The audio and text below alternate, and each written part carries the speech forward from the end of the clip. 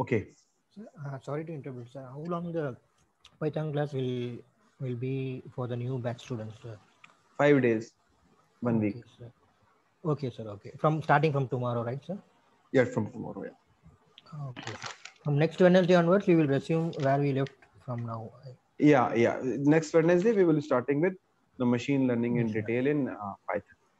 learning. Okay, sir. So in the meanwhile, in case anybody of you wants to be well versed with Python again, say the environment console and all the thing, then you can be. Else, like when we will be starting with the Python, we normally revise some things that are required. Okay, sir. Sir, one more request, sir. We need, I mean, 5 to 10 minutes of your time at the end of the session. Uh, I have few doubts Sure, regarding the project, sir. Okay, sure, sure, sure. okay, sir. So when I wrap up the session, I'll let you know. You can start asking your doubts. Okay, sir. Sure. Okay. So guys, so today we will be starting about, so that there are basically two things that we will be covering today. One is the how, like in general, what is machine learning kind of a scenario, and when what is the like basics of Python. For these are the two things I'll be covering today. For this, I have just introduced this data that we have. So in this data, if I have say glucose level, blood pressure, skin thickness, insulin, BMI, and age, and I need to predict whether the person has diabetes or not. Okay. So which kind of problem it is? Is it a classification problem or a regression problem? Classification. Classification. No, here I need to predict what is the diabetes pedigree function of that particular It is a person. regression It is problem. Regression. Yeah, since it is a Count. yeah, if this variable Continuous data. yeah can go in decimals, the dependent variable, then it is a regression problem. Else it is a classification problem. So it is, I have how many independent variables? 6 independent variables and one dependent variable. Okay. So now guys, how this machine learning works is the thing. So let's example.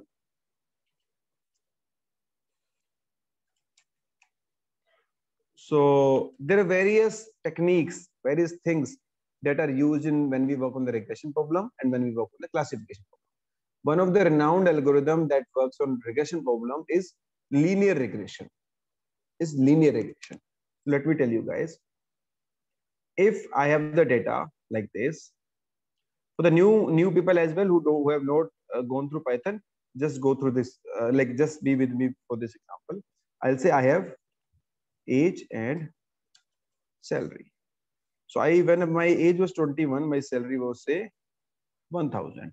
When my age was 22, the salary was 1500. When my age was 23, salary was say 1200, because I lost one job, and when I got another, they gave me 1200 salary.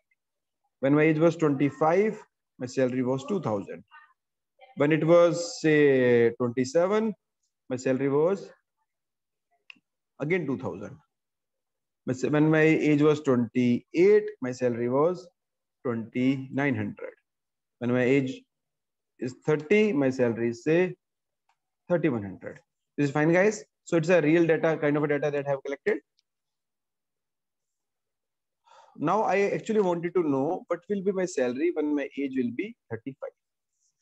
A simple problem. Now let me tell you how it works. So let me go to Paintbrush. So what I will do is I will plot two graphs over here. Sorry, a single graph over here. This is x-axis and this is y-axis. I'll say this as a, so independent variables are known as x variables. Dependent variable is known as y variable always. So there are different names. Independent variables are known as input variables, are known as x's. The dependent variable is known as a dependent variable, output variable, or the y. With me? Yes, sir. So now here the x-axis is this axis. So this is age. What I want to know, salary. So when my age was 21, my salary was 1000. If I'll plot, if my age was 21, salary was say 1000. So when it was 22, 1500.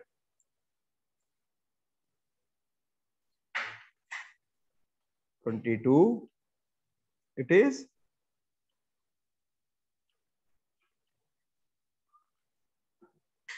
with me.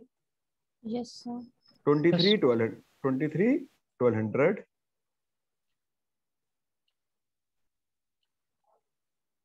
It is say 1200. When it was 21, it is 1000. 22, it is 1500. 23, it is 1200. 1200. When it is 25, it is 2000. When it is 25, it is 2000. 1000. 26, it is again 2000. 27. 27. Yeah. It is again 2000.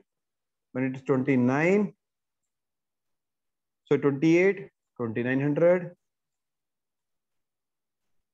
It's 2900. And when it is 31, it is 31. When it is 30, it is 3100. It's 30, it's 3100. Okay. Now, this is the plot that is coming, and the data that is available with me is this data is known as historical data. This is known as historical data. This is known as X, age, salary is known as Y, that is a dependent variable. It is a regression problem because salary can go into decimal system. And even if it is a count, then also it is a regression problem. Are you aligned with me till here? Yes, sir. Yes. Now I have plotted it on a piece of paper where it is this kind of a relationship that is coming. Now what I'll do, I'll draw a line. I will draw a line. This line which passes from near to these points or over these points. Let's example like this. Okay. This line is known as a best fit line because this line is either on the points or very near to the points that it is passing. So this line can be of any other form as well. This line can be like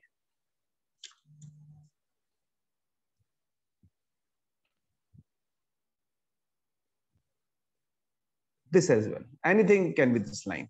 But the property of this line is, so whenever we deploy it through system, they basically plot it in a way that the line is best fit, which means near to each and every point it is passing. So there cannot be any other line which is at minimum distance from each and every point that we have been here. So the sum of square error means the distance between this point and this point. This point, this is on the here only, this point and this point, this point, this point, and this point. Whatever the difference of these red marks, this should be minimum. In case sum of the distance of the green line and the points that are in the red, that distance should be minimum. So in case I draw any other line, if the distance is not minimum, then that is not the best fit line. But whenever we deploy it through softwares, they automatically make it a best fit line. Are you guys with me? Sir, the distance should be minimum to all the data points? Yeah. Or the sum of the error should be minimum? So when the sum of error will be minimum, then only like the distance will be minimum. Okay. Both are the same things.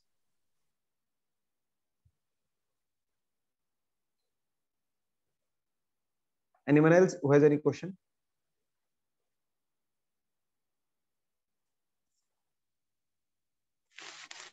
So what is the difference between the best fit line and the point called as? With the difference between the best, this is known as sum of square error. This difference is known as sum of square error. Don't worry, I'll tell you. Okay, what is error? It's a very important concept. I'll tell you about that.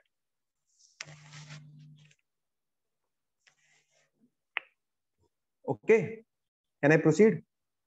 Yes, sir. Okay, now, as I wanted to know what will be my salary when my age will be 35. So if I'll extend this line like this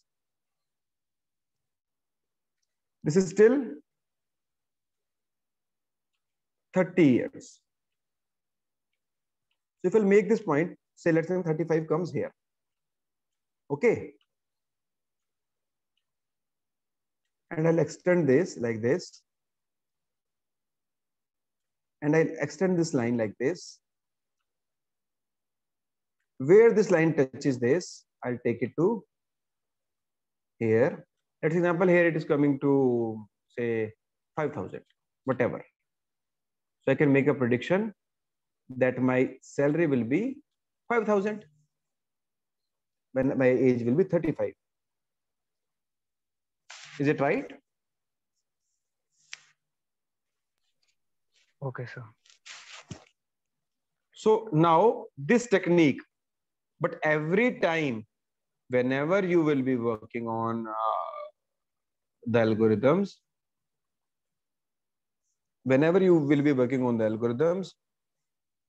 you won't be like drawing this kind of lines, and this is a linear regression, which I will. A simple algorithm in machine learning, that is linear regression. So whenever we will be working on it, we won't be going for a scenario that we will be plotting these type of graphs all the time. So our system has a capability that it will automatically does these type of things for us. Now I'll tell you how the system works on these kind of. Okay. Anybody, any question till now? No, So, sir. so Yeah. how we know this graph is helpful for given data? Your voice is not audible. Come again. Your voice is breaking.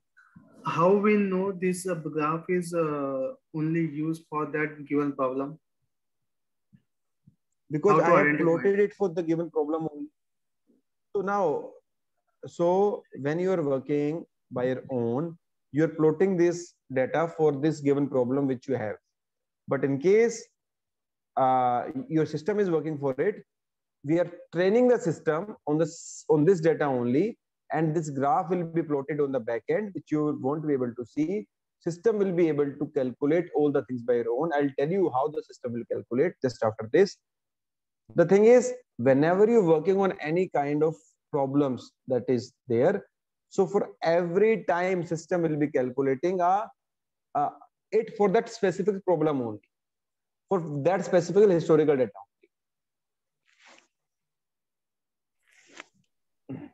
Okay, sir. So now let's example, in this scenario, we have age and salary. Let's example, we have different independent variables, age, salary, like we have independent variable age, we have independent variable what is the education of a person, we have independent variable that what is a family education. Another thing which we can find is what is the family income. So anything we can find, and these will help in identifying the salary. So at that point of time, this graph is basically two-dimensional graph, x and y. Then the system will be plotting a multi-dimensional graph on the back. I'll show you how. But before that, let me tell you how the system will work on this kind of problems. So whenever system draws this kind of a line, whenever the system draws, then there are two things which we need to remember. One is, if I'll draw a line just parallel to this line like this.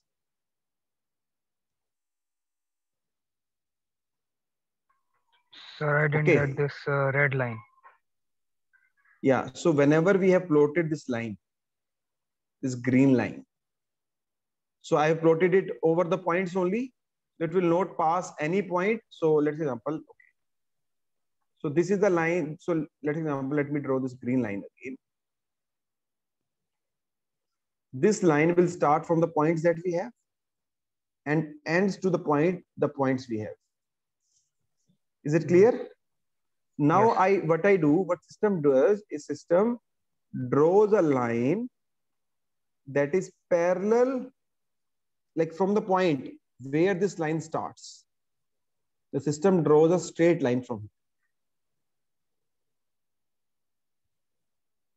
Okay. Are you with me? But we can extend the green line, so it will be like the line equation is there y equals to mx plus c. So c will be the intercept. Yeah. I'll y. be coming to that. I'll be coming to that. I'll be coming to that. Okay. Don't worry. Another thing is, I will put this line like this to the point it touches. Another thing is, I'll extend this green. I was coming to that only. I'll extend this green line. With me? The point where it touches the y-axis, this point.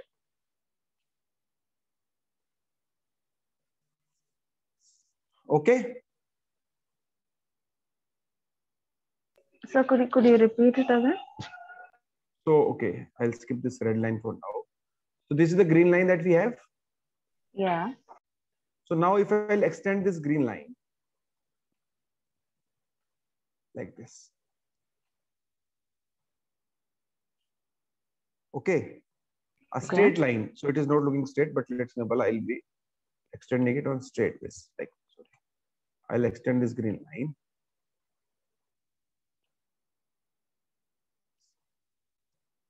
Okay. And the point where it touches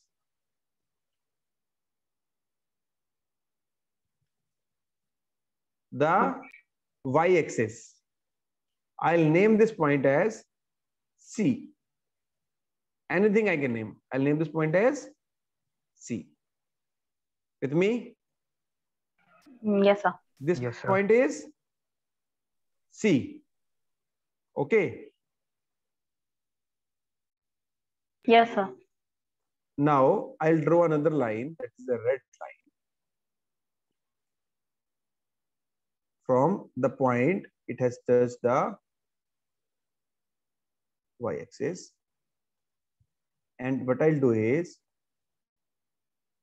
I will see what angle it is forming. Is the angle it will be forming? Yes. So this That is angle, slope. Okay. this angle I'll name as M. Okay. But Sir, in doubt. case of line equation, it is tan theta, no? M is tan theta. So theta has to be tan inverse y by x. Yeah. I'm not going into that. I'm just explaining it to the people who actually don't know. If I'll go into that, then they won't be able to relate it. Okay. Sir, yeah.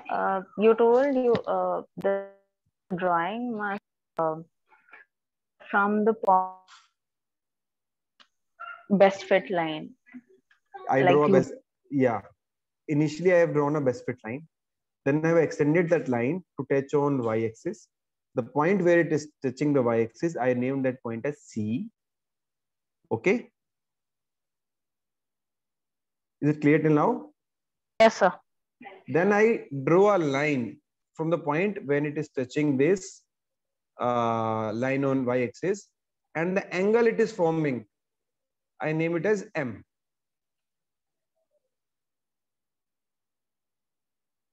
So let's example, this is angle of elevation actually. So this is, so why I've been naming this angle, I'll let, whatever angle this is forming, I'll name it as M. Okay. Now the thing is, why I've been forming this angle? Because if I know about this angle, and if I know about this point, say let's example, this point is 500. This point is C is 500. Let's say C is 500. Okay, and M is say 25 degree, 45 degree, whatever. Say 45 degrees. Okay, are you guys with me? Yes, sir. Now, Yes, sir. if I know only these two things, one is this angle and second is this point. If I need to draw a line at any point of time, I can say it will be starting from here, 45 degrees, it will be like this. So these are the two things which I'll be knowing about the line to draw this line without the points.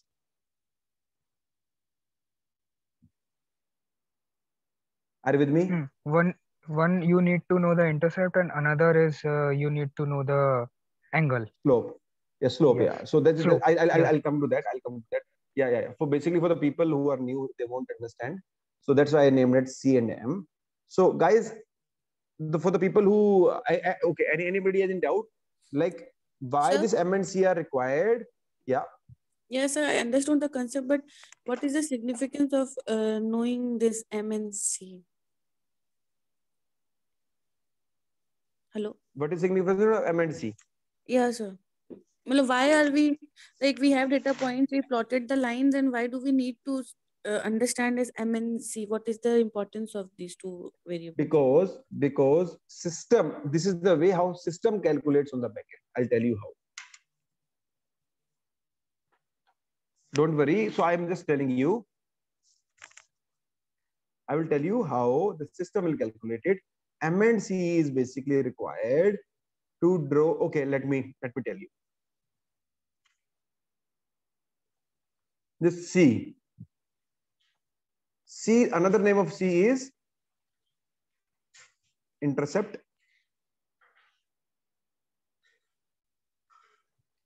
Another name of M is slope. Sorry. Don't worry if you are not getting it. When I do it practically, you will get it. Slope P. Now, let me go through the example. This example. I have the agent salary.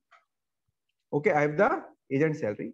How system will do it? If I'll say data analysis, I'll say regression, I'll say okay. What is the input Y? What is Y? Tell me. Salary. Salary. Column B.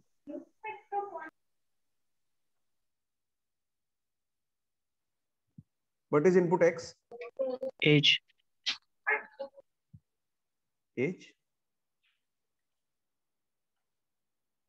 Now I'll say output. I actually need the output. Say here. I'll say okay. Okay, this is the output came. I told you about two things. One is intercept. I told you here Yes, it has yes. two things. One is intercept and second is Slope. Slope. So this is intercept which the system has given me. With me? Yes, sir. And second is say slope. This is the slope. So the thing was, if I know about these two things, what is intercept and what is slope, I can make on any plot, but the line will be same. Are you with me? Sir, Yeah. can the intercept value be 0? Yeah. If it is touching this at 0, then it will be 0. Means it passes through the origin, sir. Yeah.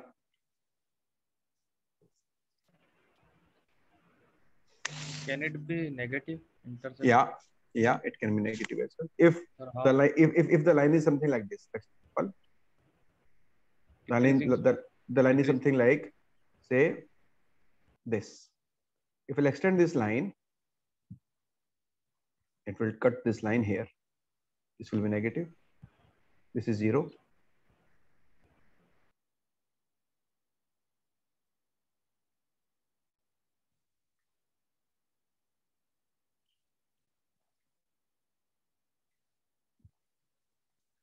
Are you guys with me? Yes, sir. Yes, sir. So now, whenever this line is formed, system makes an equation on the back end. That is, y is equal to m multiplied by x plus c. We know m, we know c, and when we put the value of x, y will come. I'll show you how. So here, what is this? What is intercept? I told you intercept is c. So I will say it is c. What is the value of c? Minus 3812. Okay. What is the value of m? 229. Am I not audible to everybody? You're audible, Yes. sir. Yes. Okay. So m is 229.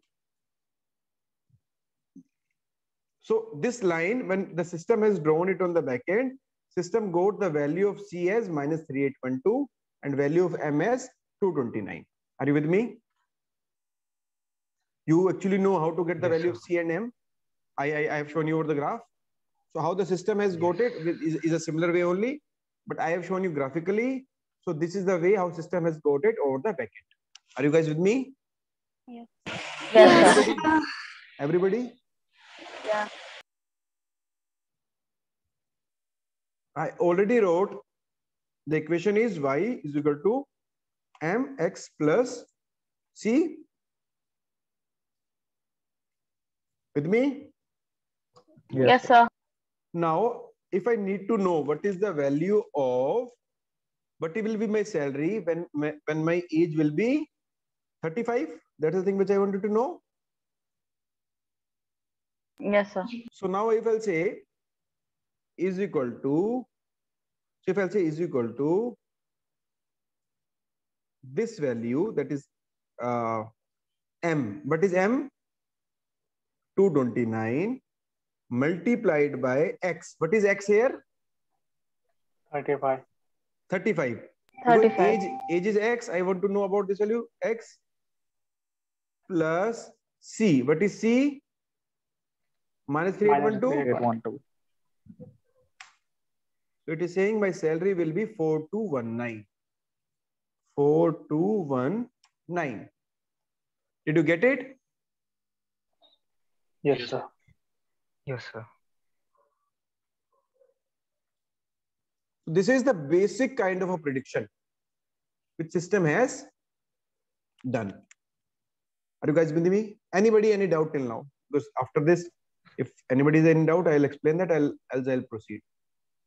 Okay, so basically what we can do, sir, is that we have to find the value of the angle and we have to find the value of the intercept, and we know the value of x, that is 35. So we can simply put it in the equation and we can find the salary. That is why. Yeah, you are right. So this we do by ourselves, or this the computer will do for us? Every time computer will do for you. I have only told you the way how computer will do it. Okay, sir. So what is the purpose of this regression statistics values, multiply R square, adjusted R square? Yeah, I'll tell you. These are the measures to evaluate the performance, how this regression is working. So in case this R square and R and all these things, R square adjusted, are less, then the model is not that reliable. So adjusted R square is used when we have multiple axes, and a number of things are there. I'll go step by step with you guys. So this is not the things. Yeah, I've been covering the regression. Yeah. Multiple axis means like this is a. So when we have this two variable when we have the situation like this, we have say. So let's example, I want to know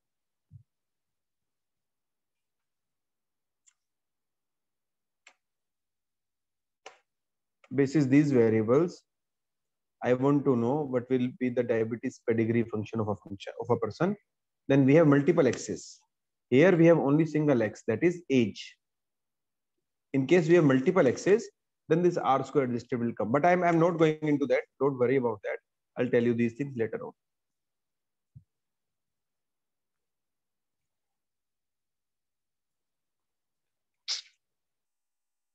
Are you with me?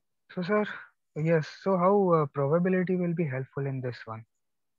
Like, do you see this ANOVA table? Yes, yes, yes. We have seen ANOVA. Yes, sir. So now, and apart from that, you see a p-value here. Yes. So everywhere it will be how helpful. To calculate that? How to calculate p-value in? Can you please give an example in this one? So p-value. Not finding a way to calculate it. So the p-value is basically a value which will help in deciding whether to accept or to not to accept the null hypothesis. So the same thing that we have seen. But how the p-value is calculated on the back end is a part of statistics. So that thing, in case you come on Saturday, I will tell you a basics of it, because if I'll tell, then I will be deviated from the topic. And second is, it is again a deep concept which will take you through the deep roots of statistics.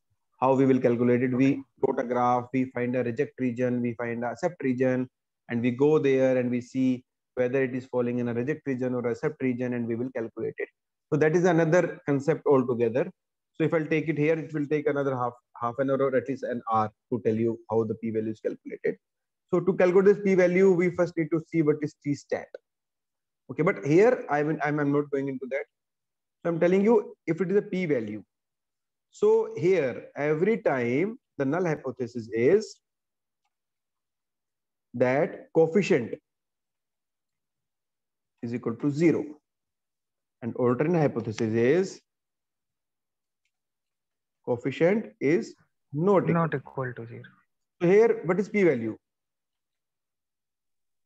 P-value comes out to be 0.0064. So coefficient is not equals to 0. If I apply the same slogan, if p is low, high, yeah, P is high, null will fly. Null must fly. If p is low, null must go. So here p value is 0.06. P value is low, lower than 0.05. Yes. So null must go, which means coefficient is actually 38.2. It is not 0. So here the statistics will come. What is the significance value here? Level of significance? 5% only. That's why it is coming 95% everywhere you see. So every test that you will conduct, it will have by default alpha is 0.05. Sir? Yeah. Sir, why are we performing hypothesis testing in this case?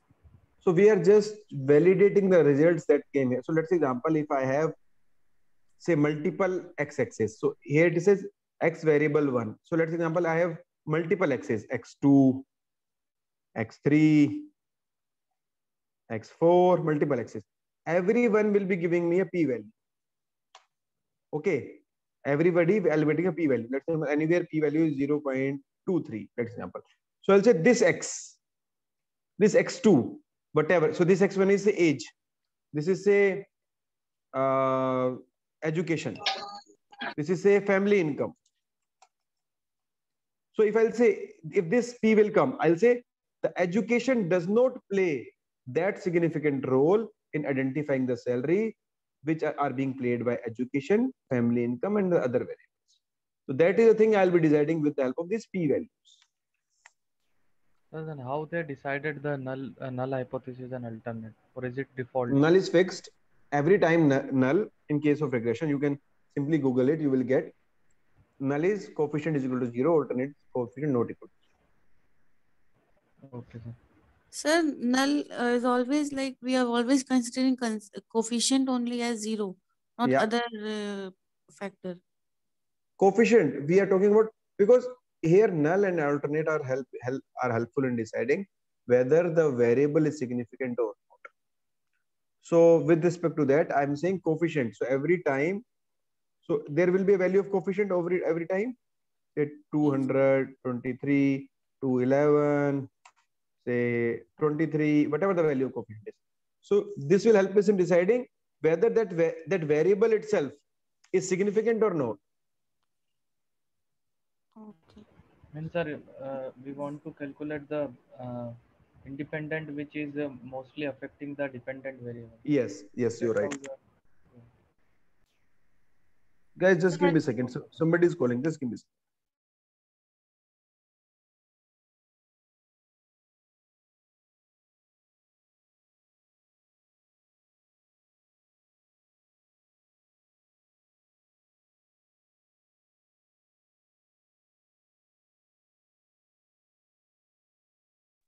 Sorry, guys. So if I'll perform this regression here, let's example, I perform this regression here. I'll say data. Yeah. Sir, I want to know, while we perform this regression, so what we get as an output, suppose we get this diabetes pedigree function as an output, after that what we do? As I'm seeing, we are doing many things, so please can you elaborate on what we are doing? So the basic thing is I am doing a prediction. Okay. Prediction I have done is what will be my salary when my age will be 35. First thing is prediction. Okay. Second is finding significant variables.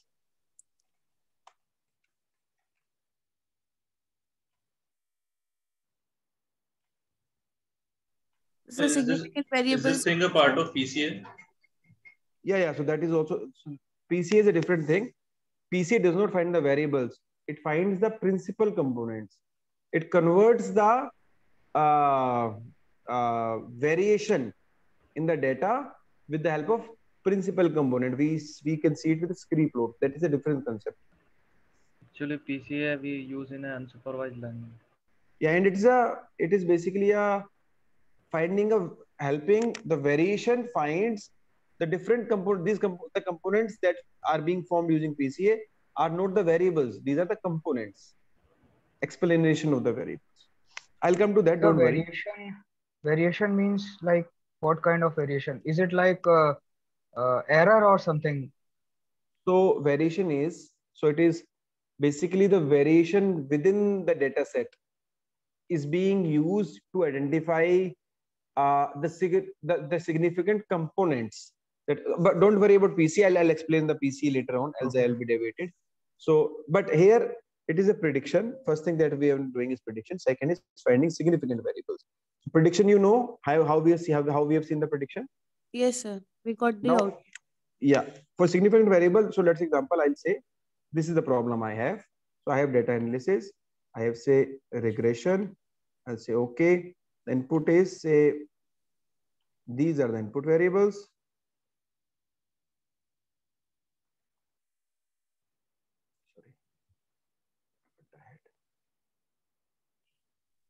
Sir, so every feature here will have its own axis, or we are combining all the features in the x-axis only, except for this diabetes pedigree function? No, it will be diabetes pedigree function will be a y-axis. For x-axis, it will be a multi-dimensional plot, which cannot be plotted over a plane of paper. Okay, okay, got it. So like if we take three variables, three features are there. Let us say glucose and blood pressure and diabetes pedigree function. So we can plot glucose and blood pressure on x and z axis respectively, and on y axis we have the diabetes pedigree function. Yeah. Okay. So here it is saying okay.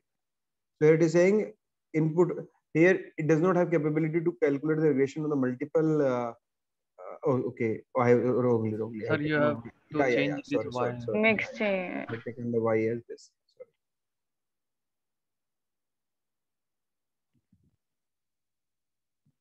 So, sir, is it like in PCA we combine these axes like x and z axis?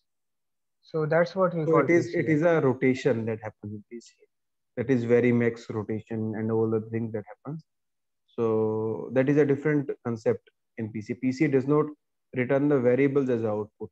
PC returns the components as output. So that is a different thing. So I'll tell you how the PC will work. So now when I did it with the multiple variables, you see a multiple p values come. Yes, sir. So this p value is greater. These two p values are greater than 0.05. These two, even this third one, sir. This one. Yes. So you can see that first, second variable, and last two variables are not significant in identifying or in predicting the diabetes. So blood pressure does not play that significant role, and BMI and age also does not play a significant role in identifying diabetics pedigree function. Okay. Sir, we can use the heat map function as well, right, for this? We can use a heat map. It is basically a correlation plot, which I need to cover. The correlation plot. Yeah.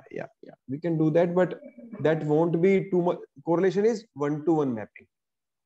You are identifying glucose with diabetes. You are identifying blood pressure with diabetes. Okay. But here it is one-to-many. It is also taking the interactions between these variables into consideration. Correlation won't take that.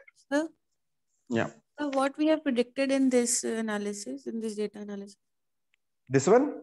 Yes, sir, in this particular. So you can say is equal to, so y is equal to, what is C? C is 0.21. Yes, 0.21. 0.21. 216. Yeah, what is, so C, M is M multiplied by x1, M1 x1. M1 x1 plus M2 x2. Plus M2 x2 plus M3 x3 plus M4 x4, whatever the variables are, plus C is equal to Y. So whatever the values of these M's are, M1 is this, M2 is this, M3 is this, M4 is this, M5 is this, M6 is this. You can keep on putting it here plus C, that is this, multiplying it with this X1, say whatever. So let's example, you want to know if a person has glucose 120, blood pressure say 60, skin thickness is say 32, insulin say 0, age say 43, what will be his diabetic pedigree function. So you can use these as M1, that is 0.008 into X1, but 120, plus minus 0.0054 into 60. All these you will put in the situation, you will get whether what is the diabetics pedigree function of that person whose values are here. But sir, we will remove that parameter which are not affecting our dependent variable. So that is a different thing altogether. Then you have to remove those parameters and re-perform the regression in that scenario. Sir, one more question. One by one, we should remove. So the RMSE value would change, right? Yeah, RMSE value will change. R square value will change. Like every value will change. Even the p value will change. Some of the p values who are less will grow because then they will be calculating it with the help of the existing data set. So one by one we will eliminate, or like here it is showing that 0.41 and 0.04 we will remove directly. So if we'll remove one by one, this is known as stepwise regression. But for this class, I will say remove the variables where the p value is greater than p is high, null must fly. So remove all the variables. If you'll remove one by one, then it is known as stepwise regression, which I have not covered, so I will not recommend. Okay. Yeah. Sir, if let us say like we had salary versus age graph, so their dependent and independent variables were 90 degrees apart, basically x and y coordinates. So like there are so many independent variables. So all these independent variables are 90 degrees to each other.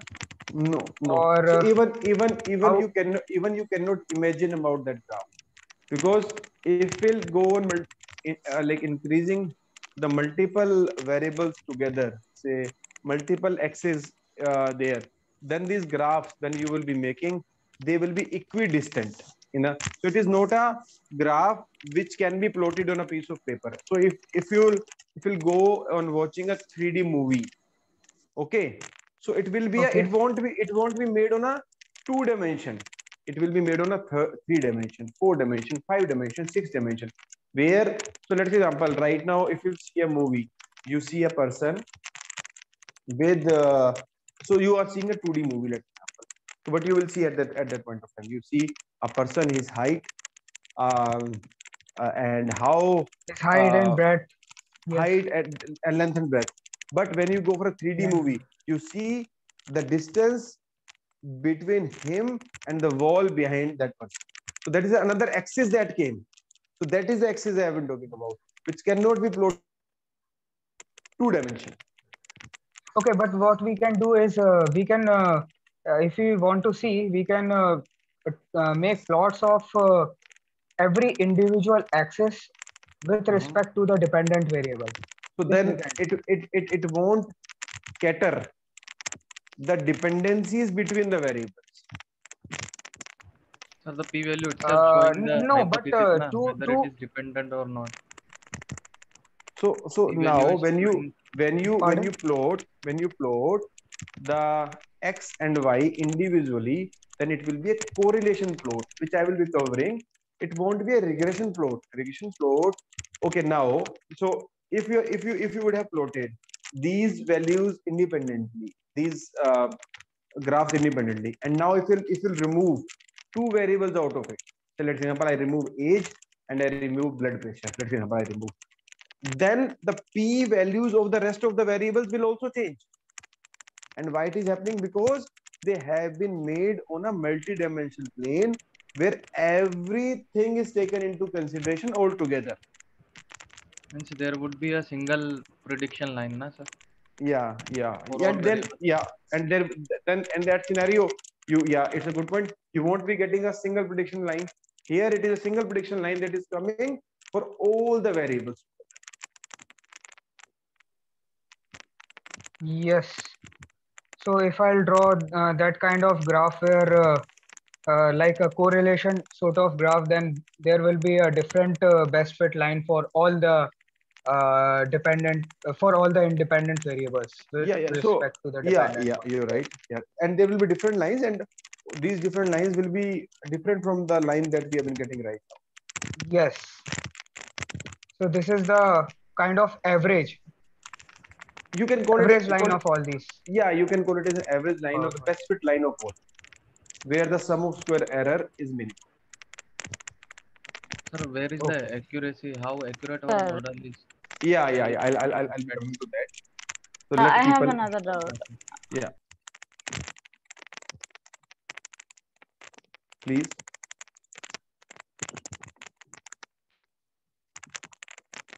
Please ask. Sir, so if we take a correlation, I mean, use doing the heat map for 2 variables. So is it necessary for me to again do the correlation part? It's very noisy. So basically, correlation comes under exploratory data analysis. If you want to actually understand before the regression, like basically which of the variables are important, which of the variables are not important, then you can filter it out using the correlation graph. But since I have not covered the correlation, so I came to regression. So the thing is, correlation is used when you want to identify which of the variable is important and which of the variable is not important before going to the machine learning. So heat map is a thing that you can make if you have not started for the machine learning. Okay, so because I had used this for my final year project, so all of a sudden I got it out. Okay. So for the EDA, correlation matrix actually tells the dependency of. So yeah, dependent variable and independent variable at a time. One of you please speak one by one. I want you to make it. What are the talks about? Please ask one by one. Yeah. Actually, I won't be able to make it if two people will speak together. Yeah. Sir, some background noise is coming. I don't know from where it is. Yes, sir. Like, I don't know. I feel like someone's typing a lot. Okay, just give me a second. Is it still on? Now it's better, sir. Go on, sir. Yeah, please tell me. Yeah, it's better, sir. Yeah, please ask. It's still noisy again. Okay, let me see who else is on unmute.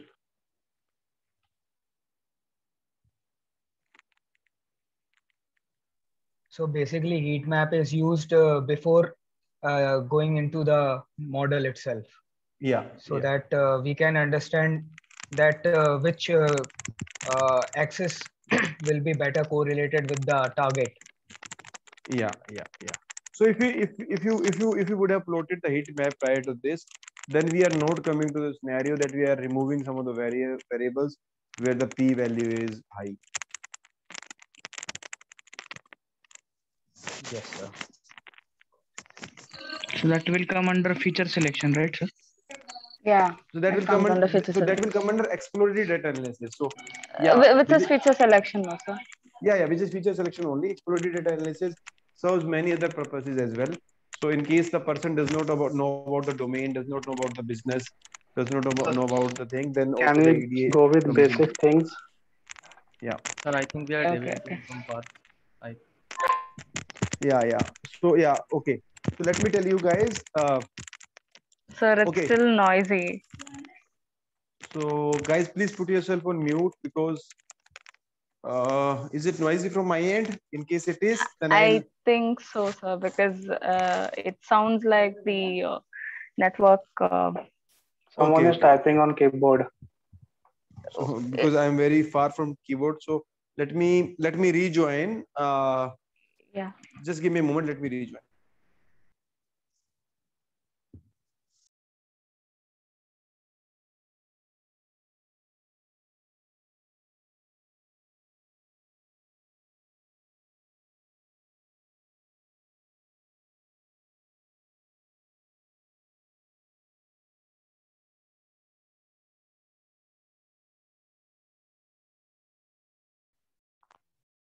Guys, am I audible now? Yes, sir. Yes, sir. So is there any background noise still as well or not? No, I can't hear. Okay. Yeah, what was the question? Or in case the questions are over, then I'll proceed. No, sir, my question is still stands. Yeah, please ask the question. Yeah, sir, actually, I was asking that earlier when we were studying the regression in age versus salary, you said that when the age is 31, what we have to predict is the salary will be. So I wanted to know that what we are doing, how we are doing the prediction. Like, I know how we are doing it, but what we are predicting is what I wanted to know. So here, basis the age, basis the BMI, basis the insulin and other variables, we're predicting what will be the diabetes pedigree function. So diabetes pedigree function is the Y and rest of the variables are X's. So the equation that is written over here, Y is equal to M1 X1 M2 X2. We will be using this equation and predicting the value of Y basis the variables that we get as a new patient.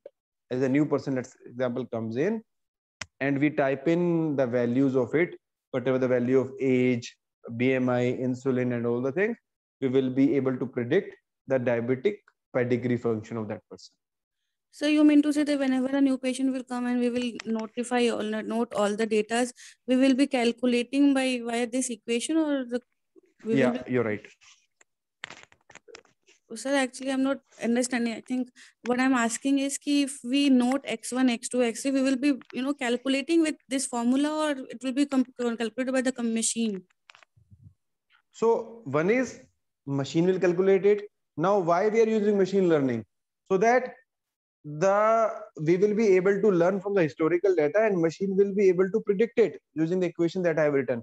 Now, there is no need of the another thing that is coming and all the things that we have. If the accuracy of this machine is better, then this machine learning will replicate the machines that we had.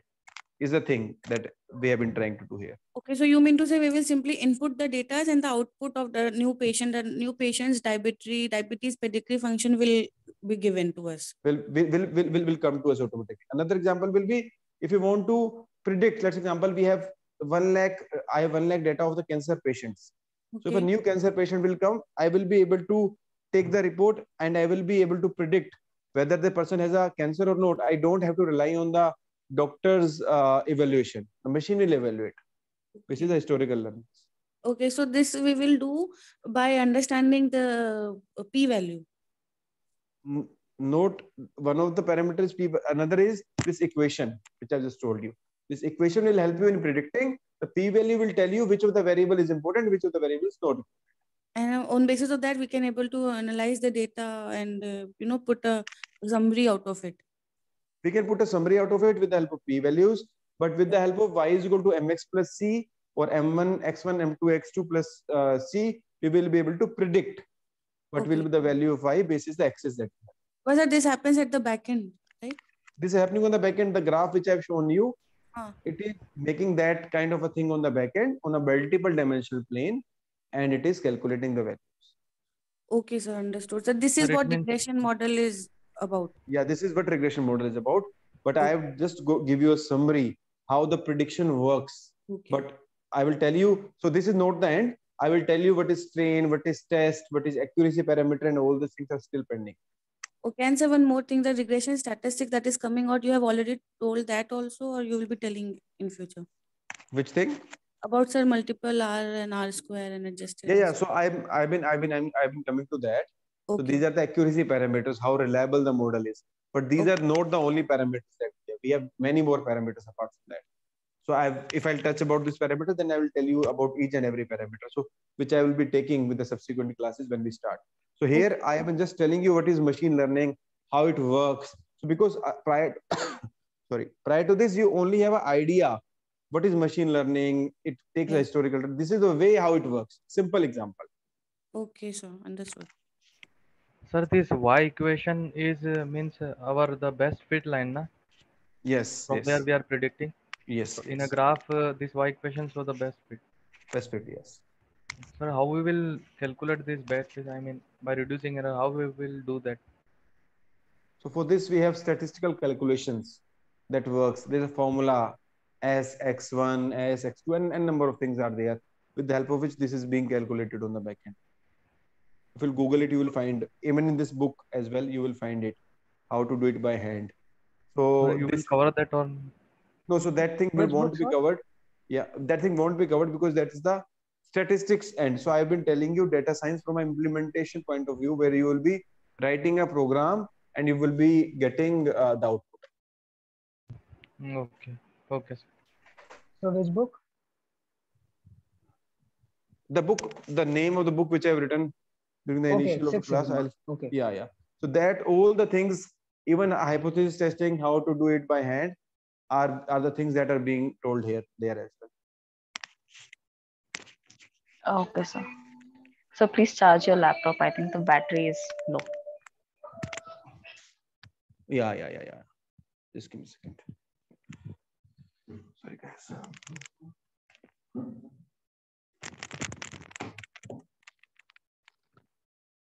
Yeah, anybody else, any doubt, or I'll proceed for the next steps, because these steps are very important.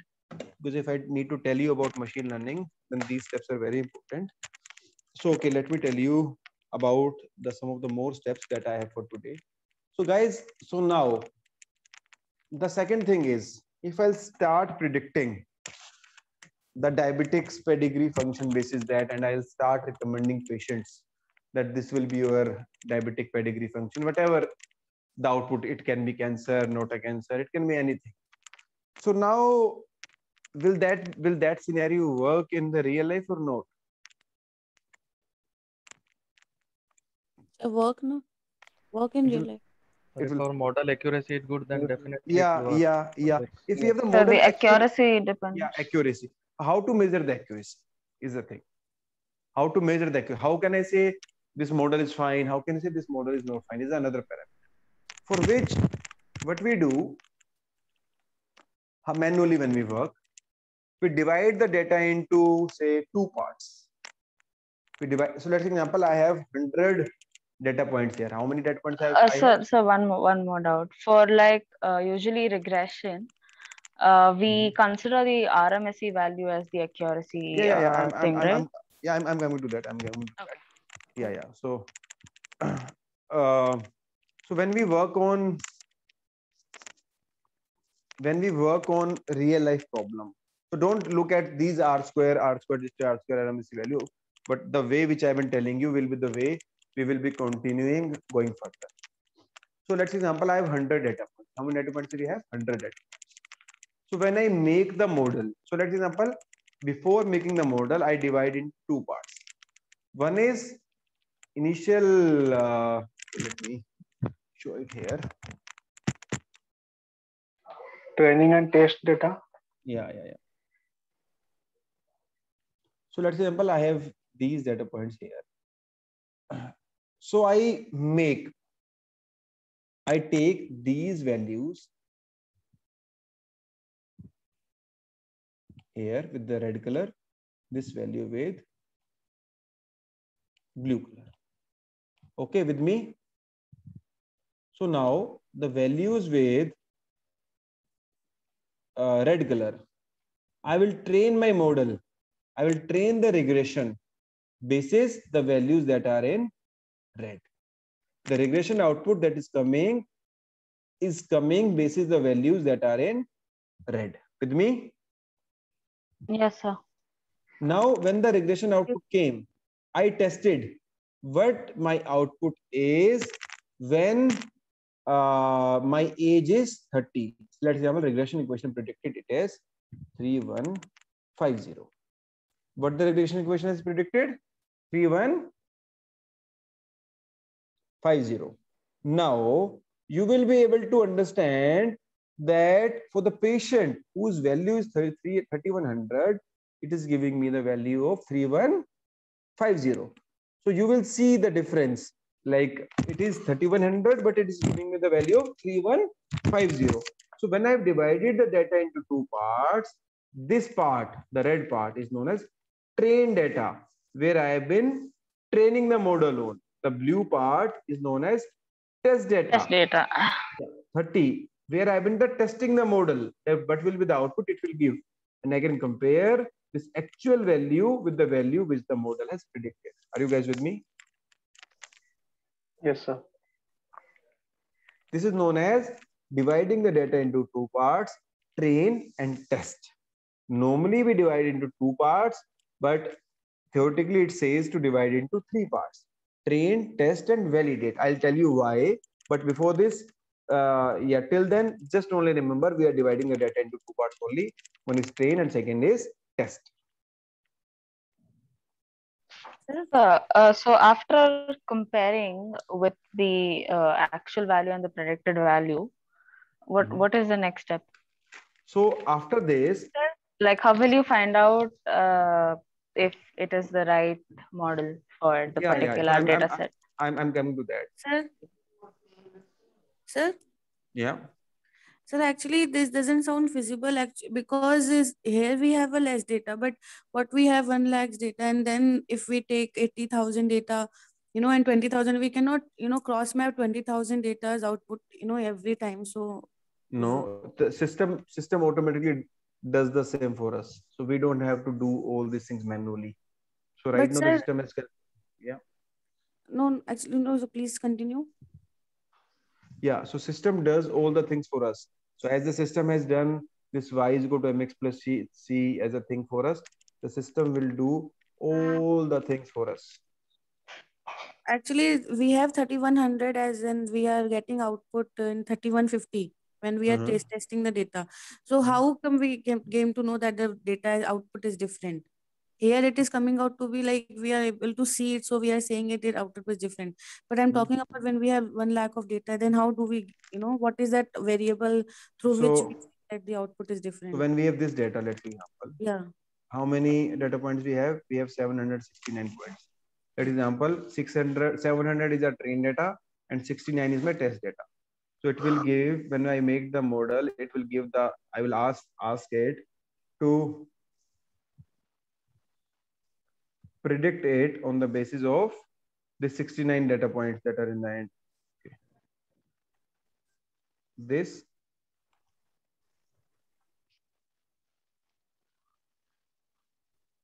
These data points, let's say these are the test data. So it will predict the y variable for the test data. It will predict all the values for this. Okay. And we have parameters. Now I'm coming to that, basis which will measure what is the accuracy of the model. So to do that, in case of a regression problem, we have certain parameters with the help of which we can check whether the model is accurate, how much accurate the model is. First is we need to divide the data into train and test. We need to build our model on train, and we need to test it on the test data set. And then we will be able to identify whether the model is, how accurate the model is. For regression problem, we have certain metrics. One is RMSE, second is MAPE, third is SSE, and many more matrices. Root mean square error, MAPE, mean absolute percentage error, sum of square error.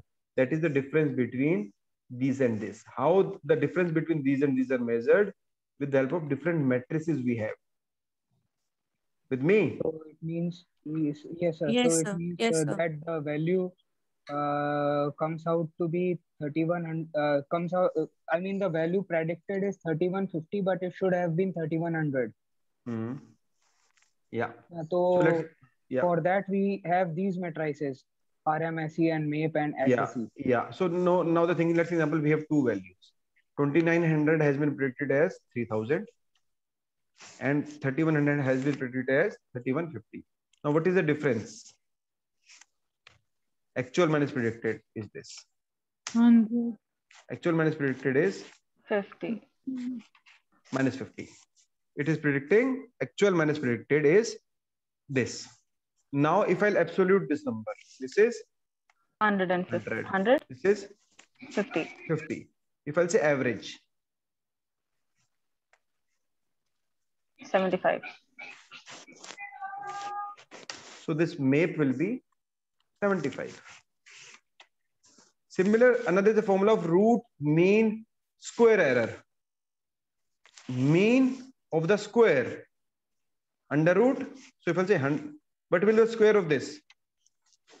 This into this is equal to this into this. Now if I'll say alt equal to this. Under root, this is SQRT, and this is 111. So RMSE is 111. Another is the sum of square error. So there are different parameters with the help of which we can check the accuracy. Here RMSE is 111. Another model we have made, say apart from regression, we have tried any other model. There the RMSE is say 24. You will definitely consider that model. You will not consider the regression. And if you add more data to it after this, and RMSE goes from 111 to say 95, then you'll say if you add the more data, the accuracy of the model will improve. So these are the parameters to check the accuracy of the model. Are you with me? Sir, what will be MAPE? I understand MAPE. I understand MAPE. I don't understand RMSE. Why we need to take the square and then root it? So don't worry about it. This is just an example which I have taken. So RMSE, MAPE, SSE, and many more are the measures to check the accuracy of the model. So which is the best measure to check? No measure is the best measure. The thing is, it depends from scenario to scenario which measure we actually need to take. We'll cover that when we will be working on the machine learning models. So what will be the full form of MAPE, sir? Mean absolute percentage error. So please write over this. Sir, you have calculated RMSE wrongly. I mean, I've just taken an example. That's why I said. Okay. Yeah. So that's why I'll say MAPE is mean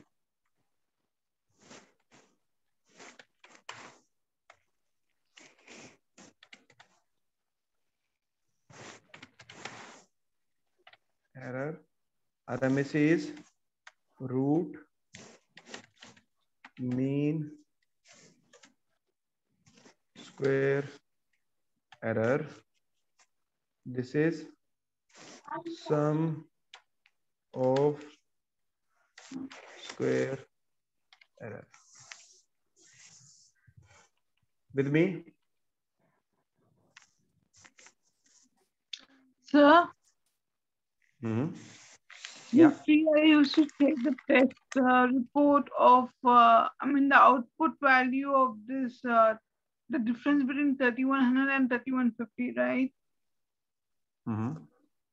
Okay, sir. Thank you.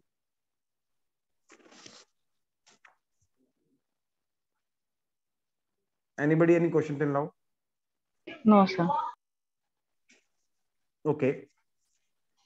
So for the people who are new to this batch, I will just give it a start to the basic of Python. So the guys who are basically till the machine, the previous batch, if they want to drop off, they can drop off. Okay, one of the guy wanted to ask some of the doubts. So let me take 10-15 minutes about the basics of Python. Then I'll spare 10 minutes for the doubts. And from tomorrow, as I mentioned, we will be starting with the basics of Python.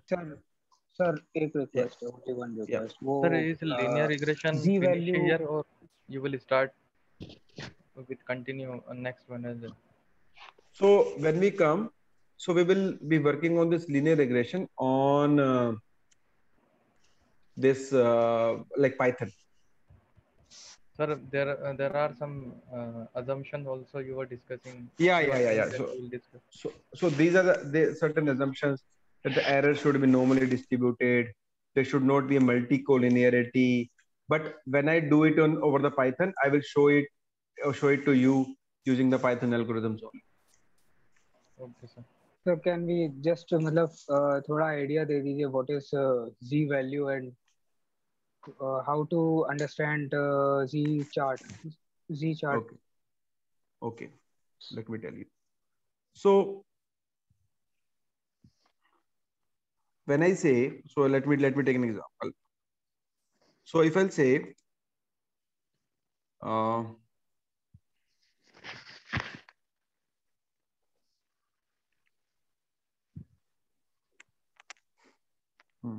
take it.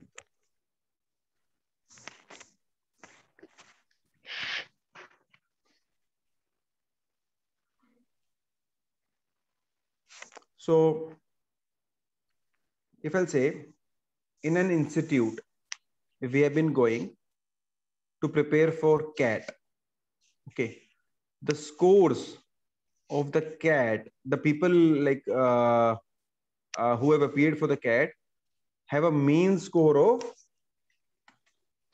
527. Okay, with the standard deviation of 112. Okay, with me? Yes, sir. The people who appeared for CAT exam have a mean score of 527 and standard deviation of 112. This is as per the historical data that we have seen.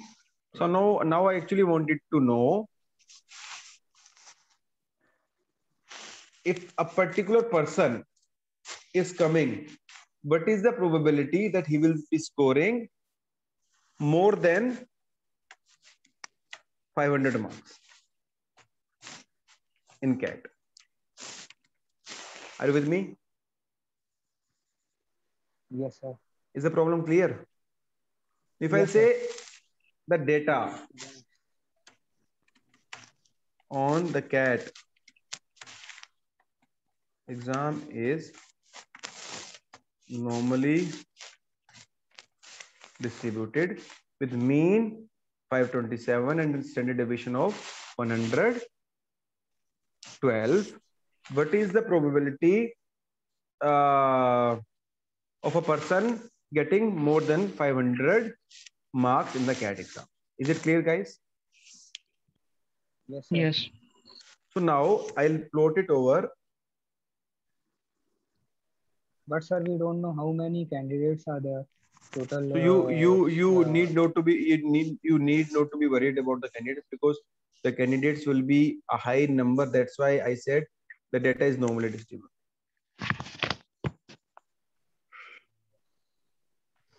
Okay, now if I'll plot it over a normal curve, the normal curve is, if I'll plot these in the normal curve. Okay, we can find the total number of candidates by the help of 3 standard deviation, like 99%. No, you will not find the total number of people, but the total number of marks the people have scored. So the it will say 99.9% of population will get this much of marks. Yes. So here, yes, it will be, what is the mean? 527.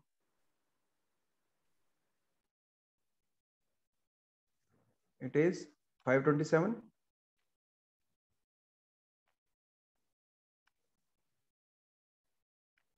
What is the standard deviation? 112. 112? Yes, sir. So if I'll say 527 minus 112, it will be somewhere 400 something, then 300 something, then 200 something, then it is 600 something, 700 something, and 800. So normally people will be getting some marks between 300 to 800. Okay. But here, what I need to do is I need to calculate the people who, what is the probability of a person scoring more than 500 marks. So it will be somewhere here. 500 will fall somewhere here only. Yes, sir. Are you with me? Yes, sir. So now, when I need to do, first I need to convert this into a standard normal variable. To convert this, we have a formula. Z is equal to X minus mu. Standard normal variable. Standard normal variable. Z is a standard normal variable. I convert it into standard normal variable. That is X minus mu upon my standard deviation. So what is X? 500? X is 500. 100 minus 12. 527, sorry. 527.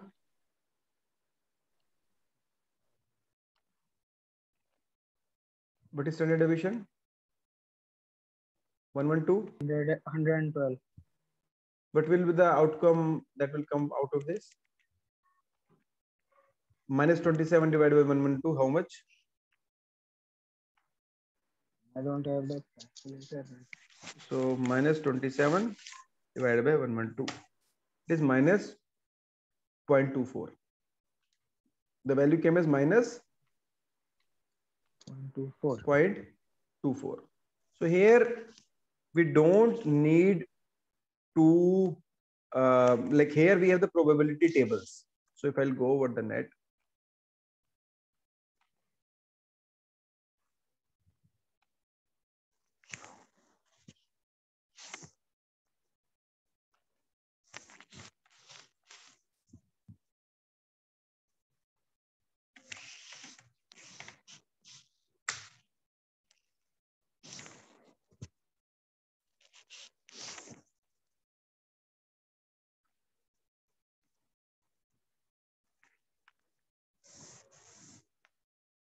It's not. I don't have to put. Okay. See.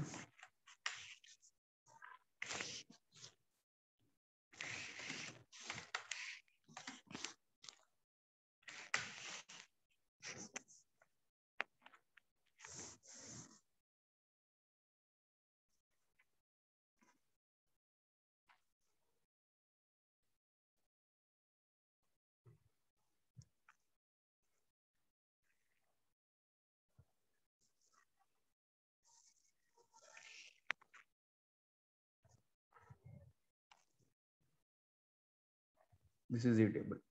This is the table I will have. So what is the value we need to see is minus 0.24. Minus 0.24. 0.24. 0.24. 0.2. No, minus 0.24. Minus 0.24. 4. Okay. Yeah. तो sir यहाँ तो minus ही नहीं है. नहीं, I'll tell you about minus. Minus कैसे करना है. Just the direction. Yeah.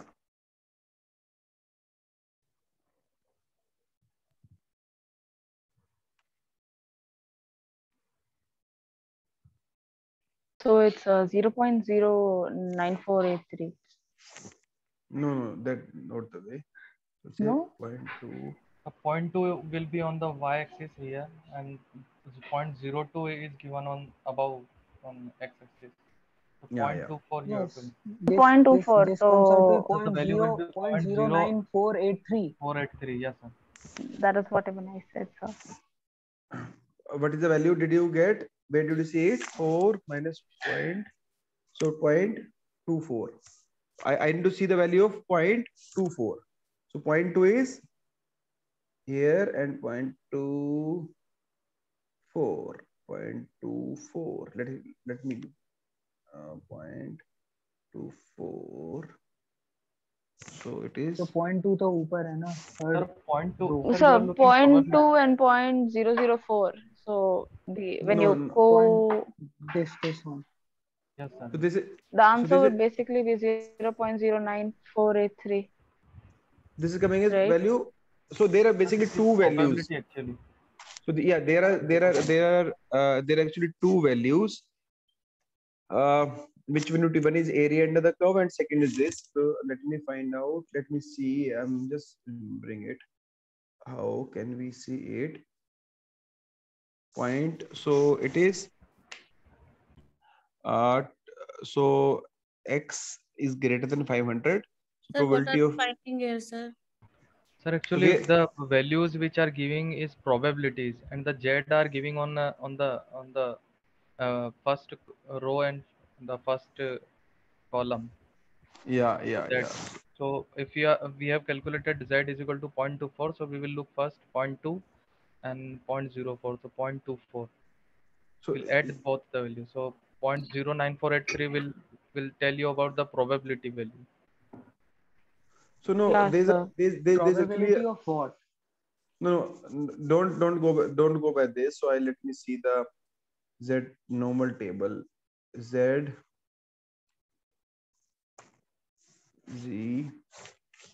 distribution table.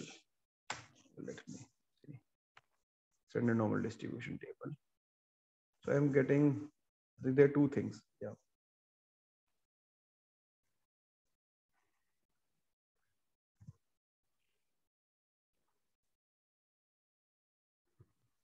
0.24 वही है minus 2.4. No.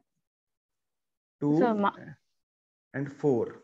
This is 4.0517. This is the 0.24. Yeah.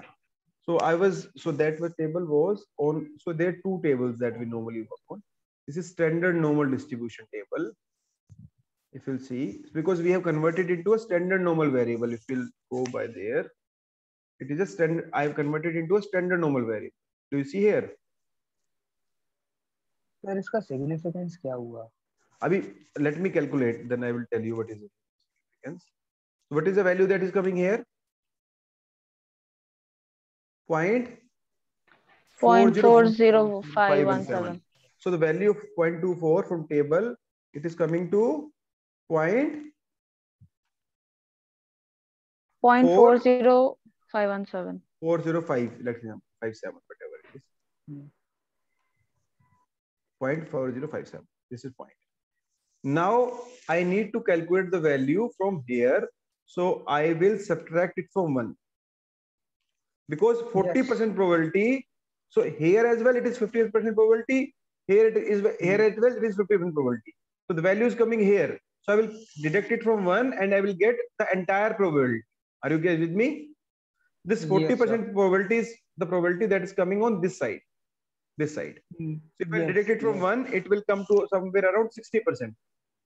So this will be, so the person scoring more than 500 marks has a 60% chances, or 0.6 as a probability.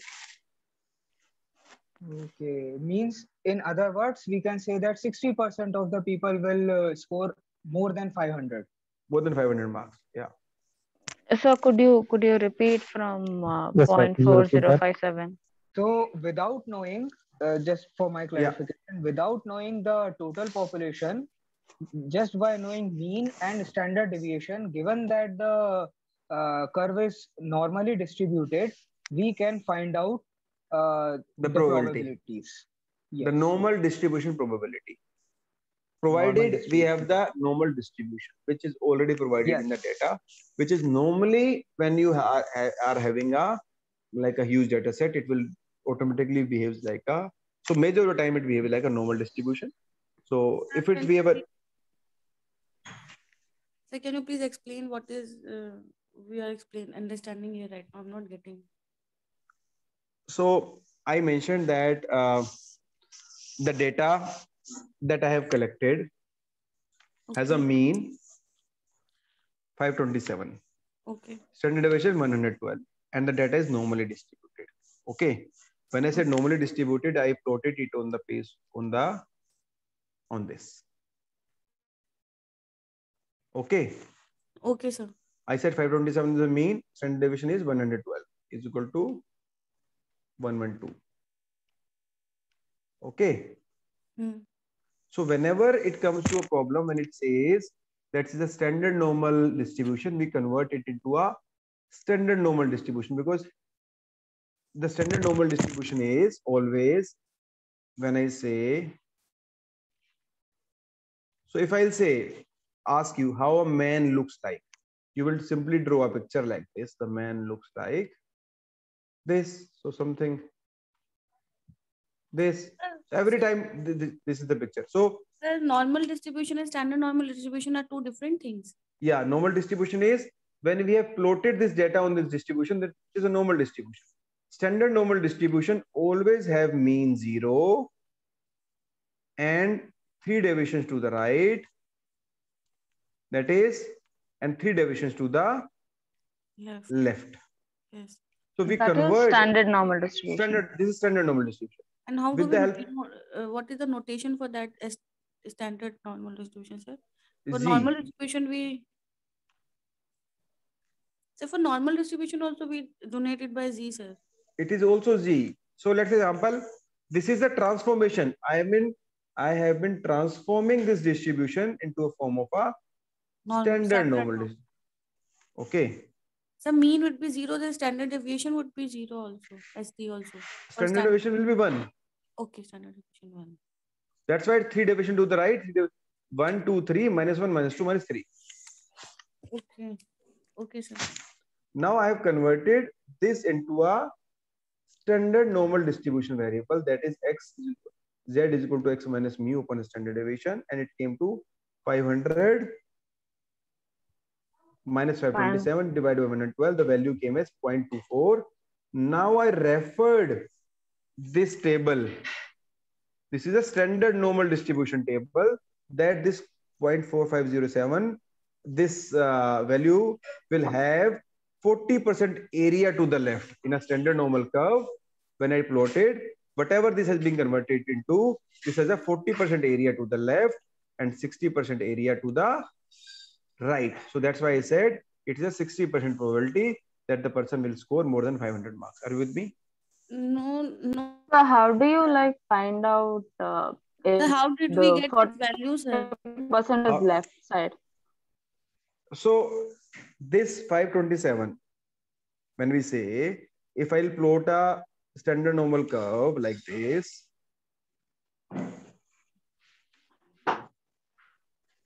I said it is symmetric. Whatever area to the right is the area to the left. Yes. If this 500 is coming to the left, so normally it has 50% area right, 50% area left. So when this line is coming here, it will be less than 50% only. Yeah. So area to the left is less than 50% only. If the area to the left is more than 50%, then this line should be here, which will have the less area to the right and more area to the left. But this line, so if it is coming to 40%, This will be this area only, this area to the left. Yes. And then it That's would be why the 60% area to the right. Okay, sir. Got it. Then the curve became the negatively distributed curve, right, sir? No, I've been talking about the standard normal curve only. So when I say 500 as a value here, if I say 500 is less than 527, so it will fall on the left. If it is on the left and the probability is coming to 40%, so this will be the probability to the left of this point only. This cannot be to right, because right it is 50% plus some area. Sir? Yes, yes. In standard normal distribution, the mean is 0. Yeah. But here we have mean 527. So how that applies here? So that's why I have converted it into a standard normal variable, which says 0.24, which is saying that this point where this point is 0.24, mean is 0, and this point is coming to this, whatever the value that is coming to this right is 0.24. That's why it got converted to minus point. Yes. It got converted to minus 2.4. So that's why it is coming to minus 2.4. If I have been asking, what is the probability that a person will score more than 600? Then it will be 500 minus 600 by 112, and it will be then it will be some positive value. Some positive value, and positive value we will be get whatever probability I will be getting. This will be on the right, and I'll calculate to the right, left, whatever I want to calculate. If I want to calculate less than 600, then I calculate for here. Greater than calculate 600, then I do for here. Okay. Sir, this topic is new to me. I'm not getting there at all. Sir, we always have a Z table, and we always convert into the Z value, so we can get the percentage, how many person are falling under this curve. If the values are normally distributed, if provided the values are normally distributed, this means it will follow the normal curve, and this technique will apply there. Else this technique will not apply here. Okay. If I'll say the value is Poisson distributed, if the values are binomially distributed, then we have different formulas. Then we have N, P, and some other formulas we have. For Poisson, we have lambda. So, and a number of things are there, but I'm talking about the normal distribution. So the people who have not got it, so I'll again do it on Saturday. So please join the Saturday session. I'll again repeat it for you.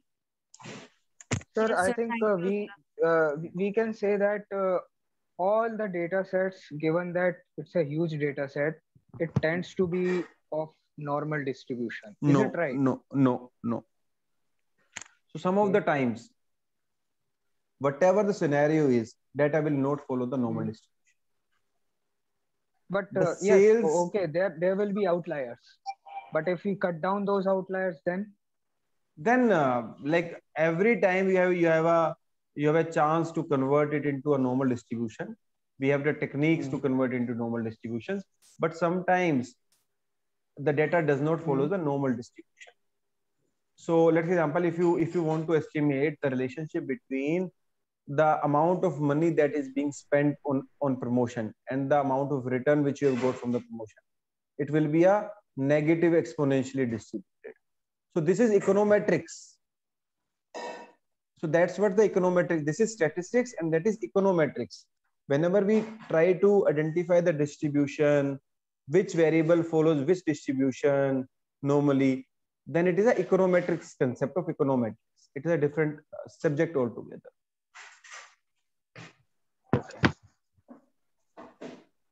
So this Z value will not, we cannot use every time.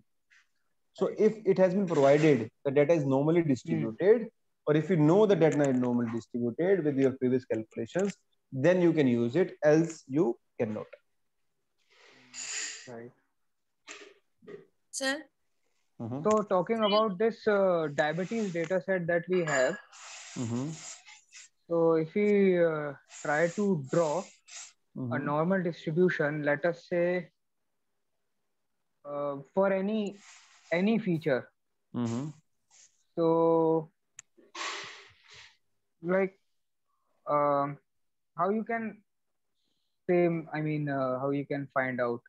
So here, let's example, you have only a diabetes as a value. So here we are using a probability. There it is a regression. Both are different things. So one is, if I have only a diabetes as a variable, I plotted that variable and it came as a normal curve. Then you can calculate what is the probability that the next person will come.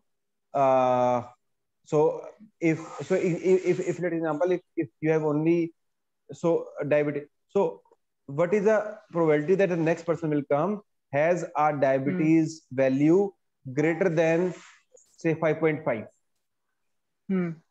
So this is the thing which you can calculate from that algorithm, that thing. For that particular column, I can calculate based on that. Yeah. So actually, that is how machine learning algorithms work. So machine learning algorithm works basis if we have the different independent variables. So machine learning algorithms are calculating basis the independent. Here I have been taking the normal curve that I have been making is basis the single variable. But in machine learning, there can be 100 independent variables. But we can predict based on this single variable as well. That is one thing that we can say what is the, but no, we cannot provide, we cannot tell the exact value. We can say what is the probability of a next person having diabetes more than, but with the machine learning we can predict what what will be the value of the diabetic, whatever the value is given over there, what will be the exact value of that. So that is the power of machine learning. The statistics is, but even machine learning algorithms are, the machine learning algorithms combines the probability and comes to a point of interest. That is what is the exact output. The statistical algorithms are, these algorithms are the normal probability distribution. They will tell you the probability basis a single variable for that variable only.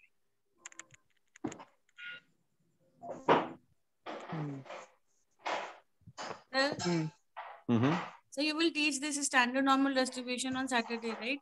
Yeah, again on Saturday I will tell you. Yeah, please. Thank you. Okay, guys. So please. So basically, machine learning algorithms work on facts, and these are the probabilities to be on the machine learning algorithms works on historical data where we have independent relationship. These does not have assumption. This will work on a single variable where we need to predict the probability. In machine learning, we need to predict the exact values. Yes. Okay. Yeah. Anybody? Any doubt? No, sir. So. Yeah. So this is Jebin. So the thing is that I have missed some of the classes from the beginning and in between.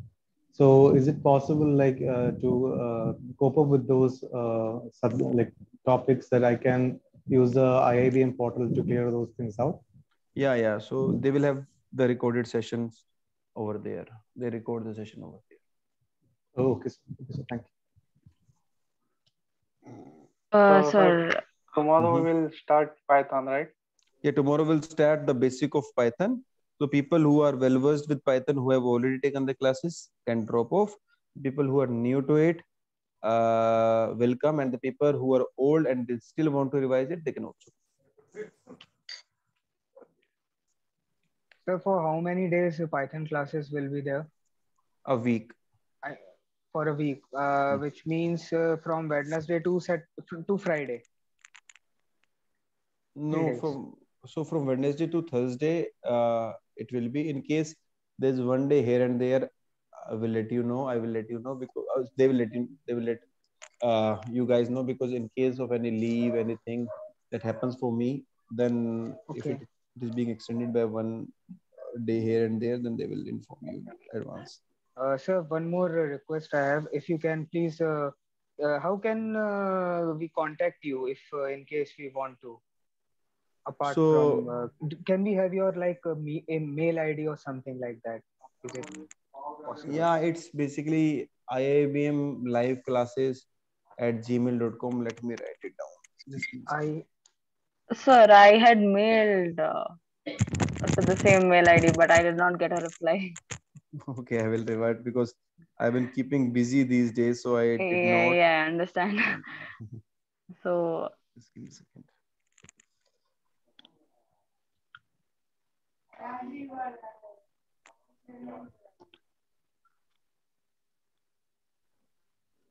It's iabm.courses@gmail.com. iabm.courses.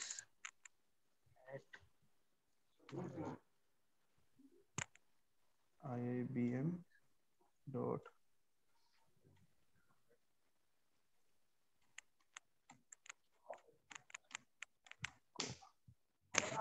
So in case you don't get revert, then I will be available in the next classes, and you can ask me then and there. In case I revert over here, I'll try to revert over here.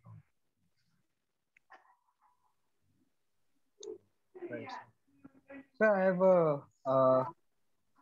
I've been working on one of the small projects where I want to combine the output of CNN into the input of LSTM. I'm not able to do that. Can you help me out with that, please? So the output of CNN to the input of LSTM. Yes, sir. LSTM is basically used along with RNN. If you the thing is, it is basically a cell kind of a thing that is being there, which is the cell state, the change state, and all these things that normally happens.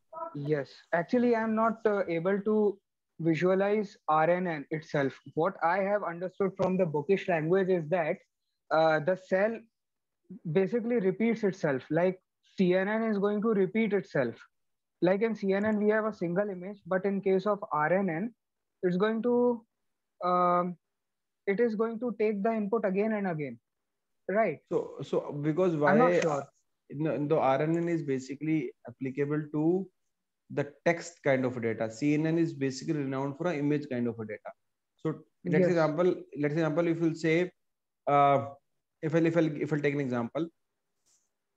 So this is one of the example which I read only. So I have been in Africa for 7 years. Okay.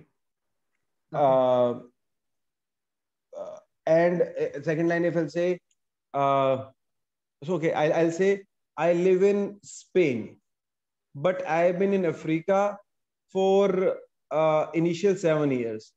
I speak good.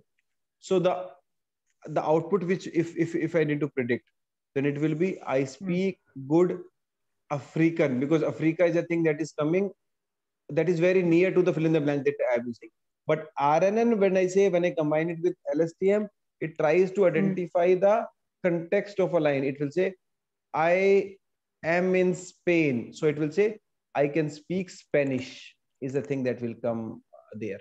So here the RNN, but don't worry. So RNN is a part of this curriculum as well. I'll explain you the things, because if I'll explain it now, it will be a long idea.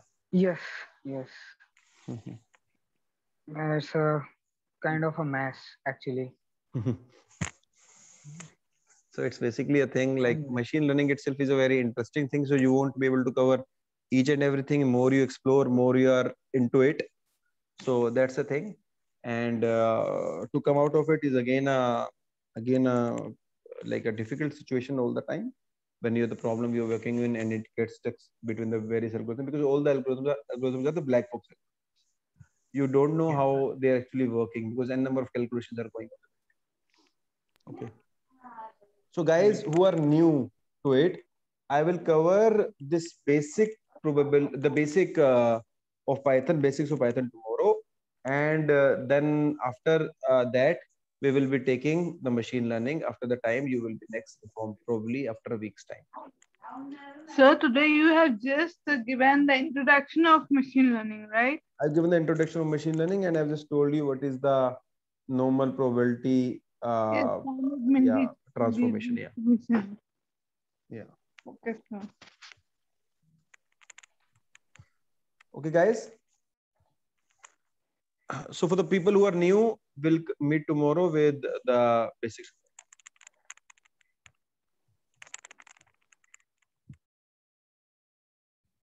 Okay, guys. So, okay, I'm dropping off. Good night. Good night, everybody. Good night, sir. Good night. Good night. Yeah. Good night, sir. Thank you so much. Good night. Thank you. Bye. Bye bye.